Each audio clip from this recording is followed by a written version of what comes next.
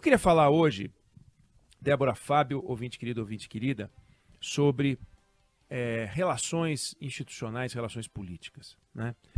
A gente vê e acompanhou o início do governo Lula, um início atrapalhado. Todo início de governo é atrapalhado. A gente já falou disso aqui, né? Todo início de governo é atrapalhado. Nós estamos na casa do Felipe. O Felipe mudou para essa casa. Todo mundo que muda de casa, minha mãe está mudando de casa, todo mundo que muda de casa fica meio atrapalhado, né? Porque você liga o chuveiro, não é água, não tem a mesma força. Às vezes tem mais, você fica feliz, às vezes tem menos, você fica infeliz. Aí você está acostumado quanto que você dá de volta e quanto que você abre de água quente e fria no chuveiro com o qual você já está acostumado. Quando é elétrico, você já sabe quanto é que você tem que girar. Se põe no verão, se põe no inverno, aí você troca de casa, muda tudo, né? A pia também. Você abre a torneira, vai água para todo lado, ou então você abre e sai um filete de água. Aí você abre o tanque da cozinha, está entupido. É tudo diferente. Você liga uma luz, a iluminação é diferente. Aquele sofá que você imaginou que ia ficar bom num determinado ambiente fica diferente e tal, até a hora que você se adapta à casa, veste a casa, começa a sentir o imóvel e ele passa a ser seu. O governo é igual. O governo chega e chega cheio de ideias. Cheio de ideias. Vou fazer assim, esse meu time extraordinário. Eu me recordo de uma reunião, na verdade foi um almoço, uma visita institucional que o então candidato a presidente, Luiz Inácio Lula da Silva, fez à empresa onde eu trabalhava na Editora Abril, na campanha de 2002, portanto é uma história que tem 21 anos. E aí foram visitar o presidente da empresa, o dono da empresa, que era Roberto Tivita, que os recebeu num almoço. Lula, Zé Dirceu, Guido Mantega estava junto e outros personagens cujos nomes eu não me recordo. O importante é Zé Dirceu e Lula. Então, durante o almoço, almoço institucional, não era almoço de amigos, ele estava apresentando as credenciais, né? O que eu vou fazer. Também, naquela eleição, recebemos José Serra, recebemos os outros candidatos, todos. Isso é muito tradicional, né, em campanha, né, grandes empresas de mídia, grandes empresas, entidades de classe, os candidatos visitam porque eles querem explicar o que eles estão fazendo. E o Lula foi visitar a Editora Abril. A Editora Abril edita até hoje a revista Veja, uma revista influente, então, a revista Exame. Então a gente recebeu o candidato. E chamava atenção, e chamou atenção, a gente perguntava assim, bom, e qual é o projeto para o Banco do Brasil? Estou inventando aqui, tá? Qual é o seu projeto para o Banco do Brasil? Aí o Lula começava a falar e tal, de repente o Zé Dirceu dizia, mas deixa o nosso pessoal chegar lá. Porque às vezes eu falo, mas espera aí, para fazer isso, precisa fazer aquilo outro, é difícil. Aí vinha o Zé Dirceu e falava, deixa o nosso pessoal chegar lá que você vai ver. Deixa o nosso pessoal chegar lá que você vai ver. Você falava de Petrobras, de Caixa, sempre era deixa o nosso pessoal chegar lá. Você fala, bom, eles devem ter um convênio, né, com, sei lá, uns centros universitários os mais espetaculares do mundo, porque deixa o nosso pessoal chegar lá, o nosso pessoal resolve tudo, o nosso pessoal, e chamava atenção a repetição dessa resposta, a certa altura. Até comentei com o Zé Dirceu, que viria a ser ministro da Casa Civil, mas deputado, nem lembro se ele era deputado naquela época. Zé Dirceu, vem cá, não é demais jogar tudo no deixa o nosso pessoal chegar lá? E eu deixo o nosso pessoal chegar lá. E o tempo mostra que não é assim. Não é deixa o nosso pessoal chegar lá. A realidade chega depois do pessoal. E quando a realidade chega depois do pessoal, que chegou em primeiro lugar, começa a ficar tudo meio atrapalhado. Foi assim com o Jair Bolsonaro, que está na memória de todo mundo. Foi assim com a Dilma Rousseff, que infelizmente também está na memória de todo mundo. Um desastre retumbante com o pessoal dela. Pessoas para quem o Lula não deu espaço no governo dele, que conseguiram espaço no governo dela, e foi uma tragédia, né? Dilma Rousseff, olha, tenho pena do Banco do BRICS. Mas deixa o nosso pessoal chegar lá. Aí o pessoal do Lula agora chegou lá também, como chegou o pessoal do Lula em 2003, como chegou o pessoal do Lula em 2007, chegou agora o pessoal do Lula em 2023. E aí, tudo atrapalhado. Lembre, você, ouvinte querido, ouvinte querida, o Lula abraçando, né, o líder maior do MST, dando patada no agronegócio. Nós vimos isso. Se posicionando de um jeito esquisito em relação à União Europeia, aos Estados Unidos, e pensando sempre na Venezuela. Pô, ele trouxe o Maduro para cá, tratou o Maduro como se o Maduro fosse um estadista.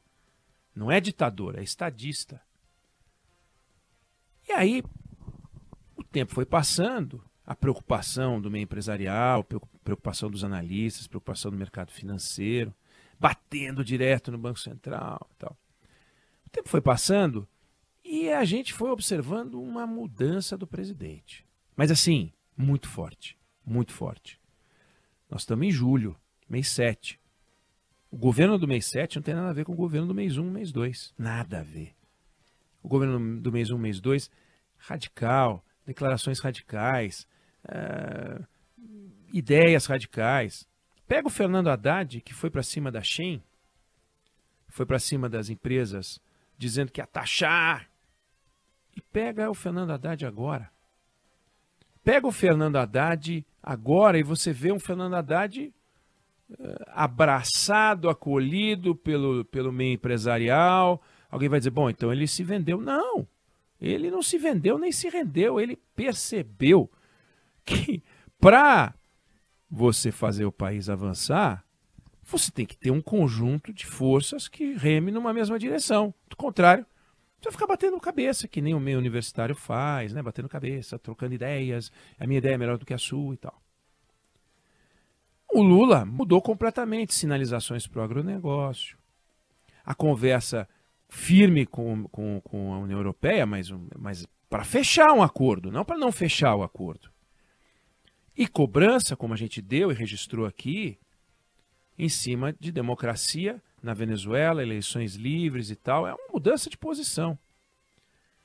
E aí, hoje, o jornal Folha de São Paulo traz uma entrevista feita pelo Tiago Rezende e pela Júlia Scheibe com o líder do governo na Câmara, o José Guimarães, que é do PT do Ceará. E essa entrevista é interessantíssima. Lá pelas tantas, diz o José Guimarães, líder do governo na Câmara, tem algumas vozes do além que preferem a derrota e o isolamento, porque isso tem muito na esquerda.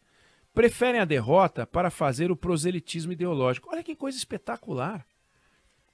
O líder do governo na Câmara, um petista, José Guimarães, ele fala que tem vozes do além, se referindo à esquerda, que preferem o isolamento e a derrota. E é verdade. Mas dito isso por alguém da esquerda, e isso tem muito na esquerda, ele diz, prefere a derrota para fazer o proselitismo ideológico, para depois xingar, reclamar, apontar o dedo, em vez de resolver o problema. Aí ele diz, não é justo que esses partidos, referindo-se aos partidos do Centrão, tenham feito tanto conosco e não tenham participação. Olha só, ele não está falando do PSOL. Ele está falando dos partidos como o PP, republicanos, que têm feito muito conosco e não é justo que não tenham participação. Aí ele fala a frase que é espetacular. Para mim, o que conta é o painel. Olha que maravilha. A hora do vamos ver é isso. Governo faz uma proposta. Governo submete a proposta à avaliação do Congresso, até porque não tem alternativa. Apertou o botão, o painel mostra quantos dos 513 deputados compareceram e quantos votaram com o governo, quantos dos 81 senadores compareceram, quantos votaram do governo. Teve 3/5, 60% dos votos para aprovar a emenda constitucional, aprovou, não teve, dançou. Teve maioria, aprovou o projeto, não teve, dançou.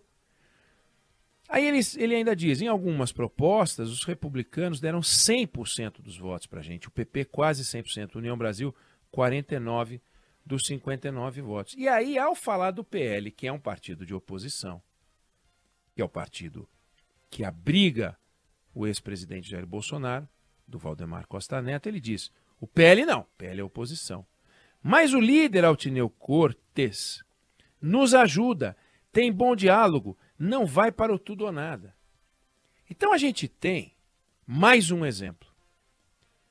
Agora do líder do governo na Câmara, José Guimarães, de que o governo Lula pode dar certo, pode dar errado, torço para que dê certo, tenho filhos aqui, minha vida está aqui, a Band está aqui, o ouvinte está aqui, embora a gente tenha ouvintes no mundo todo.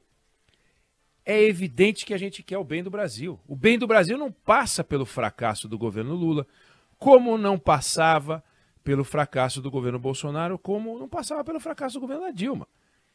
O governo da Dilma fracassou, deixou uma herança maldita. O governo Temer foi lá e arrumou, e embicou para o governo Bolsonaro. O Lula pegou um país do Bolsonaro muito melhor do que o Temer pegou da Dilma.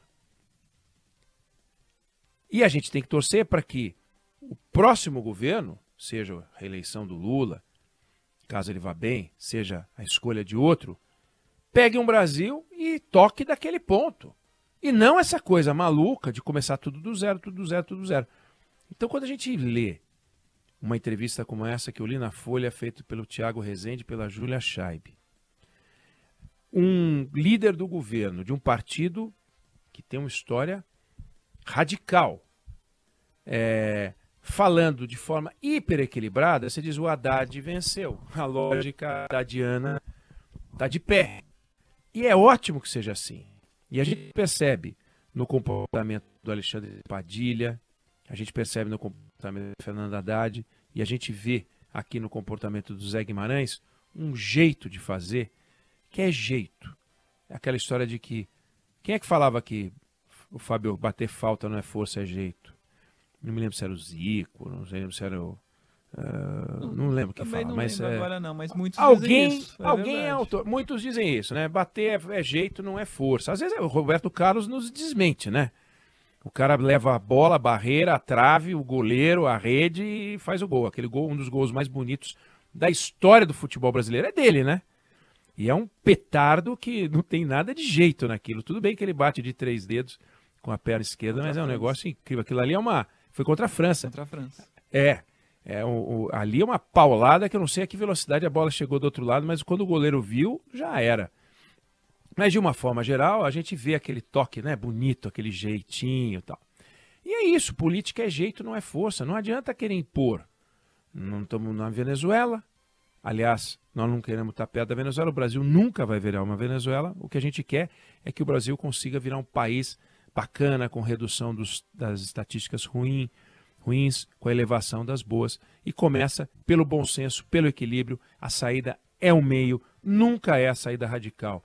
Nem à esquerda, nem à direita. Eu não sei se você concorda ou discorda, mas essa é a posição que eu tenho, minha opinião sobre o assunto.